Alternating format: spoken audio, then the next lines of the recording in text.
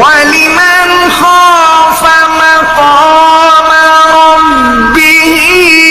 جنتان فبأي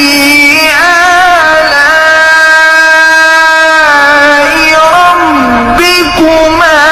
تكذبان ذواتا أفنان فبأي آلاء ربكما تكذبان فيهما عينان تجريان فبأي آلاء ربكما